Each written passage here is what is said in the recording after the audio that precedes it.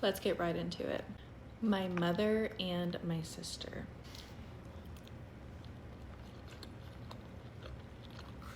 The enablers of my father.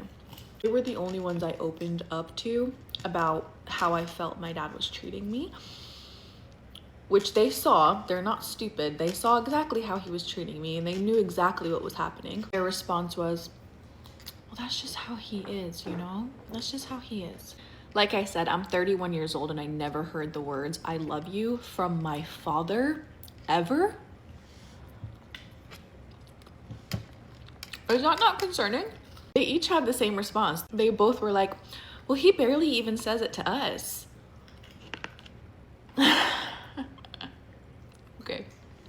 So I reached out to them recently. Nobody knew I was pregnant. Nobody knew I had a baby because I was not about to let them ruin the happiest moment of my life. Even when I was pregnant, I was going through so much because I still felt like I was living a lie.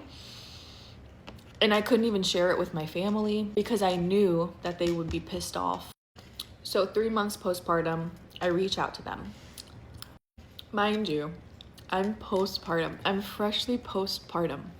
I'm vulnerable. I'm sensitive. My hormones, crazy. It was a very, very, very difficult time for me in my life. I reached out to my mother and my sister, the ones I thought that no matter what would be there for me.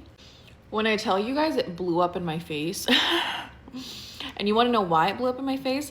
Because guess who was still controlling the situation? My father. When I reached out to my mom, she was trying her best to just, play it cool or whatever.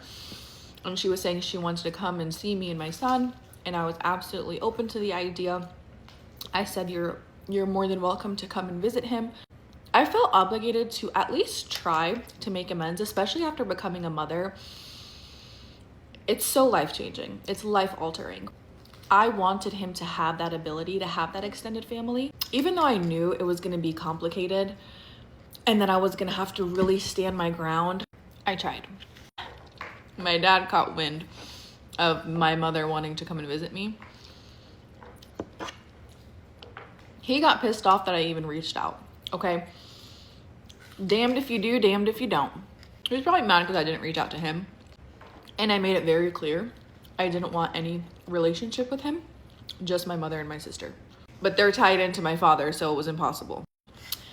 So because my father had no control over me at this point, he had to have control over my mother. He told her she was not allowed to come to my house while my husband was home.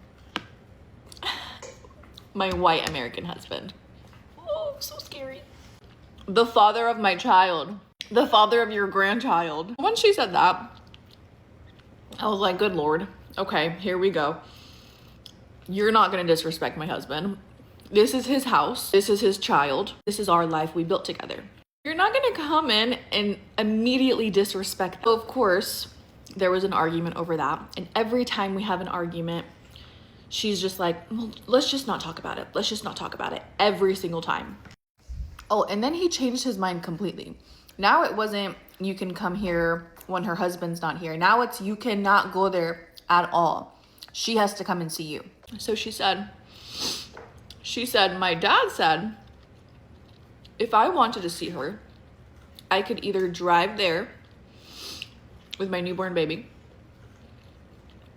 or meet her somewhere halfway in public with my newborn baby.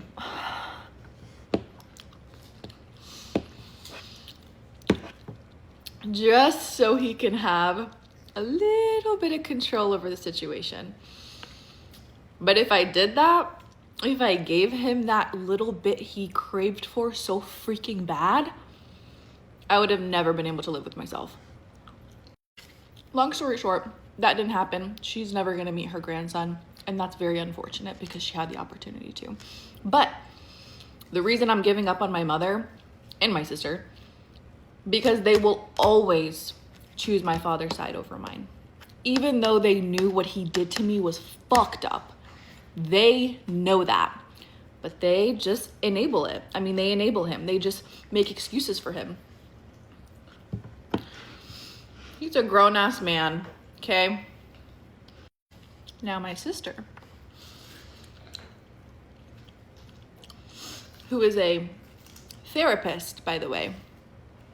And I say that very loosely because depending on who's sitting across the table from her, her views change. That is a whole nother story that I would love and will get into. Long story short, I asked to speak to my niece and nephew, and she said no. And that's fine. Those are her kids. She can make that call. But she pretty much said that I needed to show consistency before being involved in their life. That's fine. Again, her kids, her call. But what was really fucked up to me, why are you sending me daily updates of the kids? Pictures, videos, every single day, telling me to download Snapchat so you can send me daily updates. It's literally like putting a treat in front of a dog and being like, look, look, look, look, look, look, but you can't have it. You can't have it. What? Like, you literally know why I wasn't showing consistency, but whatever. And I never asked to speak to the kids before because I didn't want to bring them in that whole loop. She just blamed me for everything. She's like, I just will never understand how you left this and you left that and you left the family and you disrespected your parents. Because at the end of the day, they're still your parents. That phrase alone pisses me off. They're still your parents. You know, he treated you like shit, but he's still your dad. It's okay. Fuck off.